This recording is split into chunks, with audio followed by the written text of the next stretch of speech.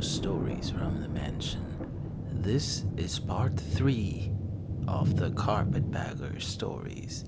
Sit back, relax, rest in peace, and have your headphones ready. We are about to begin.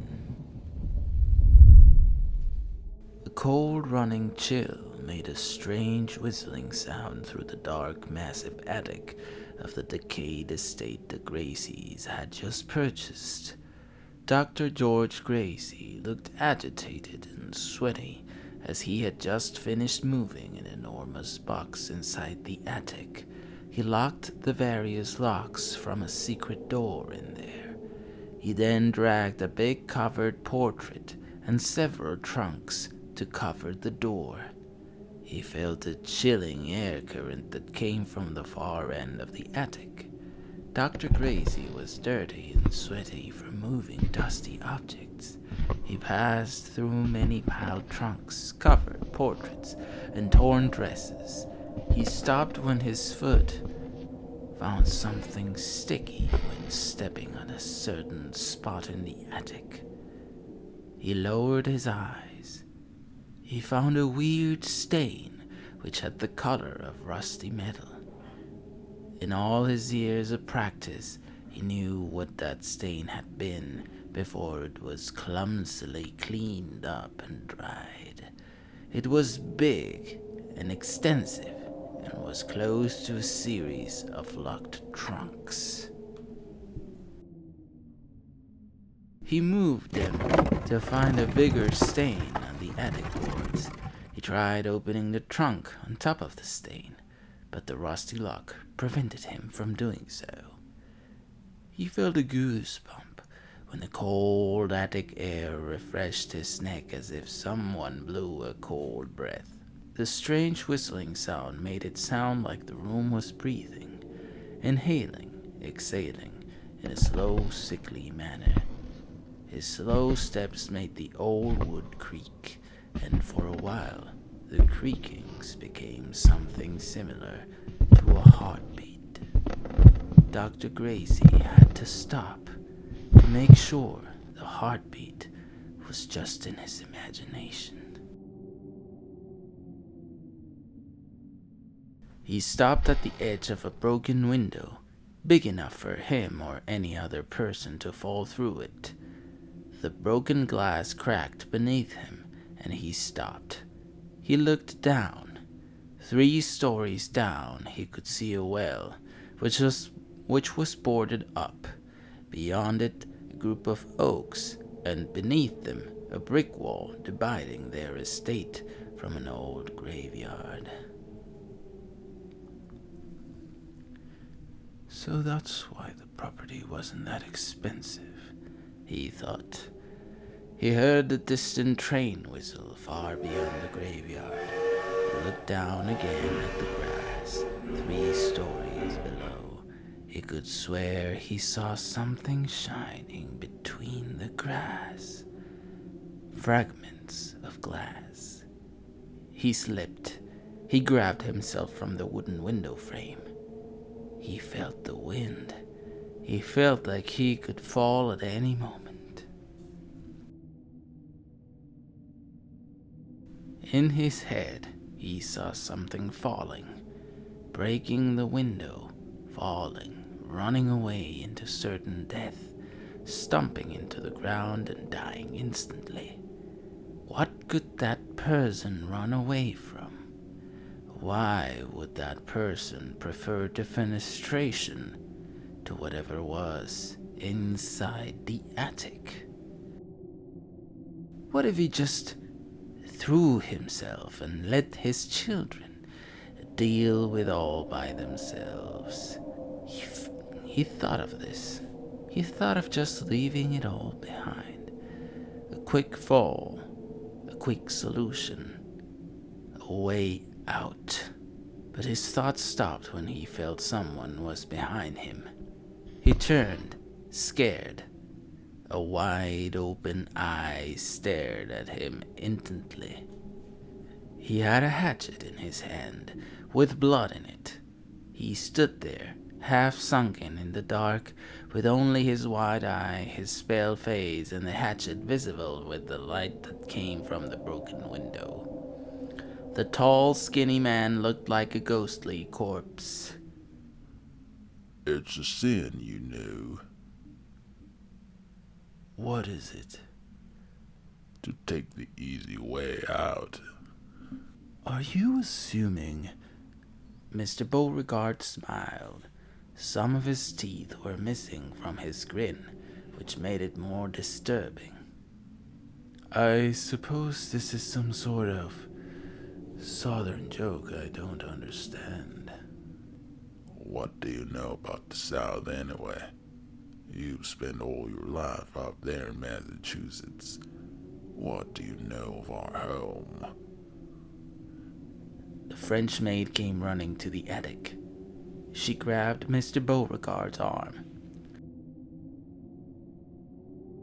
Mr. Beauregard, she yelled with a French accent. Spencer looked at her sister. She looked back. I've been waiting for that chicken for a while now. Where is it? She looked at Dr. Gracey. Monsieur, please, stay away from that window. Dr. Gracey obeyed and stepped into the attic.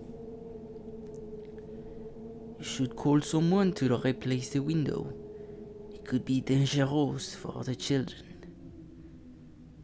Yes, you're right, Miss Eleanor. Mr. Beauregard, once you're done with the chicken, come and board that window. Mr. Bloodmere, on your next visit to New Orleans, I'll accompany you to guide you to the window maker. I'm sorry. Mr. Watt, replied a confused Dr. Gracey. I mean, Dr. Gracey. I was thinking of the window. Right. No matter. By the way, Dr. Gracey, a package was delivered by the postman. I placed it in your study. It is big. A package? From whom? It is not my concern to read your correspondence, Dr. Gracey. Oh, yes, of course. You're right. The three remained in silence. Caroline stared at Spencer. Mr. Beauregard, the chicken, please. Spencer looked angrily at his sister and left begrudgingly. Dr. Gracey watched as Beauregard left. Only the chilling air of the attic was heard. Bloodmere, mentioned Dr. Gracey out loud. I remember reading the list of previous owners of the house, and there were some Bloodmeres and Beauregards, now that I recall. Is Mr. Beauregard related to them? I'm afraid there seems to be no information of those previous owners, except for their last names. No registries could be found. He is not related. It is just a common last name, just like Smith is in some places. Right, of course, but the Bloodmeres, did you... I knew them, yes. I worked here before you arrived, as I already told you, but I was with them for a brief time. Dr. Gracey got closer to Caroline. Miss Eleanor, did you know what happened to them? The papers did not mention anything. Caroline stared at the window. She saw a woman, opening and closing her mouth like a fish out of the water, her face covered in blood, her leg in a position impossible for any human body, and that strange, slow gasp. It echoed through the attic. The air coming from the window sounded just like the woman who was dying on the grass.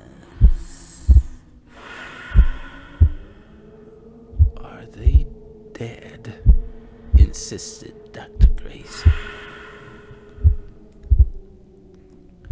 Caroline blinked, eyes wide open, face covered in blood. A slow, wide gasp, but nowhere coming in. An eye looking 3 stories up. Miss Bellinor.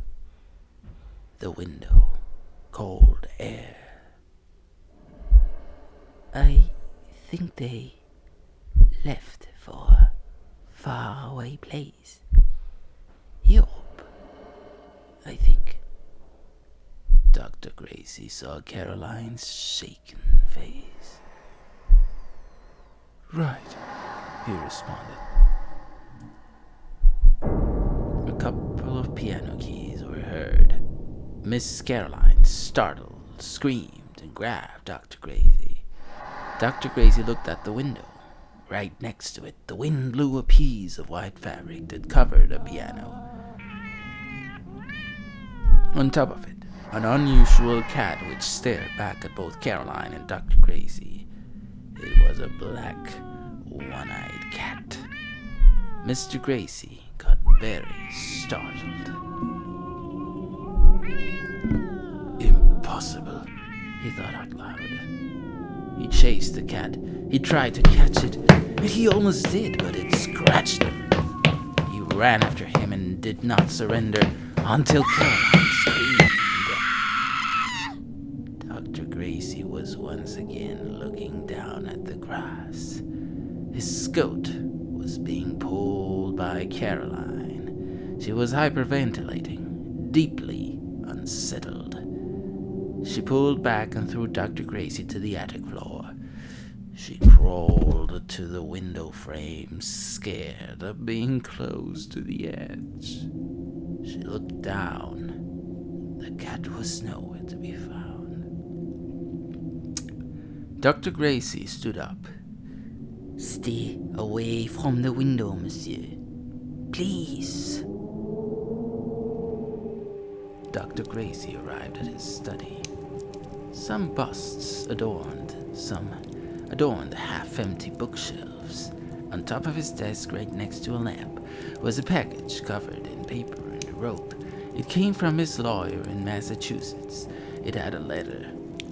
Dear Dr. Gracey, while supervising the complete demolition of your house and the collection of the insurance money due to the tragic fire, it was part of my duty to look for any valuables that might have remained, to make a list of them for insurance policies. It is with sad news that I tell you that everything in the house, except for the contents in this package and its brick walls, conservatory windows, and metalwork, burned to the ground. I hope this is something of at least emotional value to you and your esteemed family. The insurance money will be sent in 3 parts, the last of which I will deliver personally along with some paperwork. I am again deeply sorry for the loss of your home and your esteemed wife, and pray the Lord for better days for you and little Master and Miss Gracey. Kind regards, A. Nitrikoff, Esquire. A couple of flies were flying around the package. Dr. Gracey had to remove them. He broke the package. It was a portrait. He threw it to the ground, scared. The brick house on fire, the screams, his wife. He left the room. The portrait he had left on the floor of that room had a sinister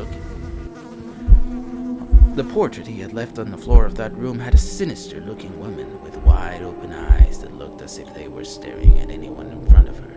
Oddly enough, the eyes seemed to have a thin layer that made them look as clear as the eyes of a corpse.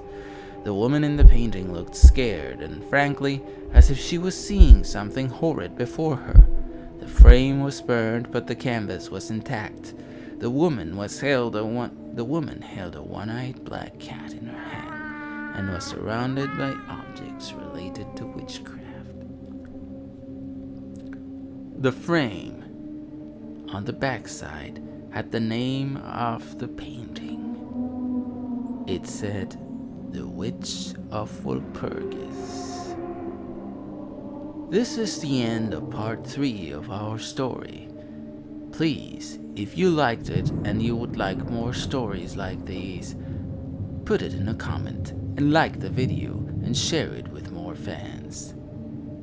This is all for now. Rest in peace, and I'll see you all a little later.